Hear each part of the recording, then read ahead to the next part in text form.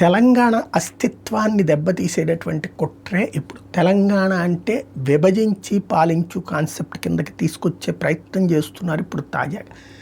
Marwadi go back నినాదం మార్మోగేలా చేస్తున్నారు.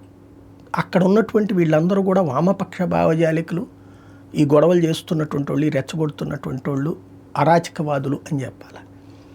వాళ్ళని కనుక కంట్రోల్ చేయకపోతే తెలంగాణ అస్తిత్వానికి ప్రమాదం అవుతుంది. ఇవాళ మార్వాడీలు, రేపు పొద్దున ఏ వ్యాపార వర్గాలు, ఏ కులపు వర్గాలు ఎక్కువగా సంపాదిస్తున్నారో వాళ్ళని టార్గెట్ చేస్తారు. అంటే నీ ప్రాంతానికి వస్తే, నీ రాష్ట్రానికి వస్తే, ఇంతకుముందు ఆంధ్ర వాళ్ళు దోచుకున్నారు, వాళ్ళకి వ్యతిరేకంగా ఉద్యమాలు, ఇప్పుడు మార్వాడీలకు వ్యతిరేక ఉద్యమాలు, రేపు పొద్దున్న రాజస్థానీలకు వ్యతిరేక ఉద్యమాలు, ఎల్లుండి ఉత్తర భారతదేశం వాళ్ళకి వ్యతిరేక ఉద్యమాలు, చివరికి ఉట్టి తెలంగాణలో ఉన్నటువంటి వాళ్ళే బ్రతకాలి.